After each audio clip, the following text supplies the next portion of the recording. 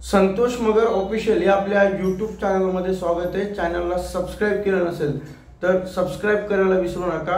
शिक्षक भरती व शैक्षणिक घडामोडी संदर्भातले अपडेट्स आपण या चॅनलला पाहतो। मित्रांनो, अनेक दिवसापासून थर्ड टेट परीक्षा पुढे जाण्यासाठी अनेक जण प्रयत्न करत आहेत। अनेक जण वेगवेगळ्या माध्यमातून मीडियावरती बाईट्स असतील किंवा त्या पद्धतीनं वेगळे निवेदन असतील, हे अनेक पद्धतीने सुरू आहेत आणि परीक्षा पुढे ढकलावी म्हणजे एमपीएससीचे एग्जाम आहेत, काही जण सांगतात की एमएडची एग्जाम आहेत, अशा वेगवेगळ्या एग्जाम या त्या कालावधीमध्ये येत असल्याचे उदाहरण त्या ठिकाणी देत आहे। मी मागच्या व्हिडिओमध्ये सुद्धा म्हटलं होतं की परीक्षा पुढे जाण्यासाठी परीक्षा परिषदेचं कुठलीही मानसिकता नाही किंवा कुठलंही त्यांच्यामध्ये असं काही नियोजन होताना दिसून येत नाही आहे।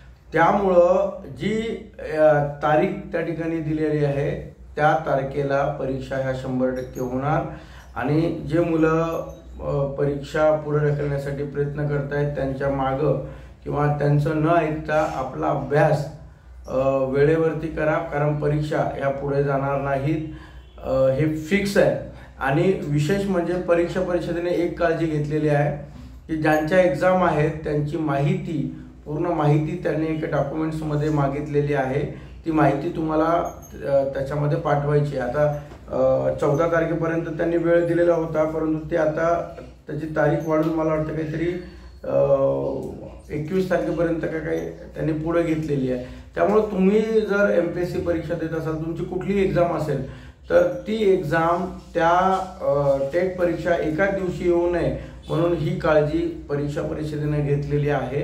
आणि पहिलं सर्वात आधी सूचना सुद्धा दिलेल्या होत्या, याच्या आधी सूचना जो परीक्षा परिषदेने दिल्या होत्या की टेट एग्जाम घेण्याचं नियोजित आहे, त्यामुळं अभ्यास करण्यासाठी सुरुवात करा म्हणून। आणि त्यावेळेस इंटिमेशन देऊन सुद्धा अनेकांनी एनसीएल असेल, वेगवेगळे डॉक्युमेंट्स असतील त्याकडे दुर्लक्ष करून ज्या दिवशी एक्झाम तारीख डिक्लेअर झाली त्यानंतर सुद्धा अनेक जण एनसीएलकडे दुर्लक्ष करायला सुरुवात झाली। प्रत्यक्ष ज्यावेळेस फॉर्म भरायला सुरुवात झाली त्यानंतर त्यांच्या लक्षात यायला लागलं की आपल्याकडे डॉक्युमेंट्स नाहीत। मला असं वाटतं की आपण खरं तर या बाबीमध्ये आपणच कुठेतरी थोडंफार कमी पडतो, कारण ऑलरेडी परीक्षा परिषदेने सांगितलेलं होतं त्यावेळेसपासून आपला अभ्यास सुरू करणं गरजेचं होतं। आता सुद्धा अभ्यास न करता वेगवेगळे माध्यमातून परीक्षा पुढे ढकलण्यासाठी प्रयत्न सुरू आहेत। मी यासाठी सांगतोय की 4 महिन्यामध्ये एक्झाम हे इलेक्शन्स आहेत, त्याच्या आधी जर एक्झाम म्हणजे पुढे जर गेल्या तर IBPSचा शेड्यूल असतो वर्षभराचा, त्यांच्याकडे जो वेळ असतो त्या वेळेमध्ये ते एक्झाम घेतात, कारण त्यांचा शेड्यूल फिक्स झालेला असतो। त्यामुळे विनाकारण परीक्षा पुढे ढकला, वेगवेगळे कारणं द्या, तर हे एक चुकीचं आहे। काही मोजक्या लोकांसाठी परीक्षा पुढे ढकलणं, कारण लाखो विद्यार्थी हे परीक्षेची वाट बघताय, त्यामुळे ही परीक्षा आता होणार हे जवळपास त्या ठिकाणी निश्चित झालेलं आहे। आणि परीक्षा परिषदेने असं म्हणजे सांगितलेलं सुद्धा की मीडियाद्वारे प्लॅटफॉर्मद्वारे दिलेल्या बातम्यावर अफवावर विश्वास ठेवू नका, वेगवेगळ्या यूट्यूब चॅनलवरती माहिती दिल्या जाते त्यावर सुद्धा विश्वास ठेवू नका। जे अधिकृतपणे माहिती देतात किंवा ज्यांच्या माहितीमध्ये तथ्य आहे अशा व्यक्तींवरती विश्वास ठेवा।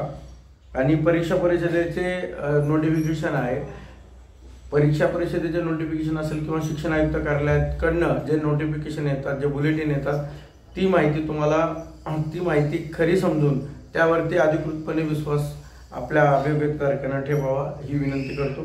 आणि आता स्पष्ट झाले परीक्षा पुढे जाणार नाही, त्यामुळं सर्वजण अभ्यासाला लागा आणि परीक्षा कशा पद्धतीने मागच्या वेळेस कंडक्ट केलेली होती त्याचा एक व्यवस्थित अभ्यास करून आत्तापासूनच त्याचा एक नियोजन जे आहे ते नियोजन करून तुम्ही ती परीक्षा द्या।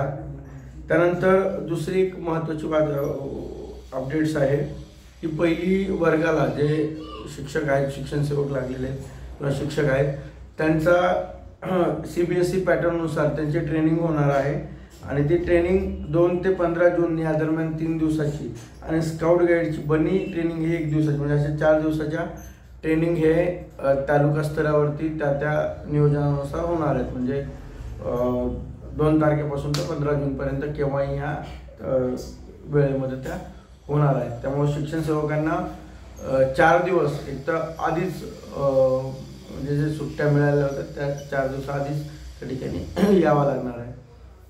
ह्या होत्या महत्त्वाच्या अपडेट्स. या व्यतिरिक्त अजून काही महत्त्वाचे अपडेट्स हवे असतील तर कमेंट्समध्ये टाका. आणि काही अडचण येत असेल, कुठलेही फॉर्म भरत असताना अडचण येत असेल तर कमेंट बॉक्समध्ये टाका, त्याला उत्तर दिलं जाईल. धन्यवाद.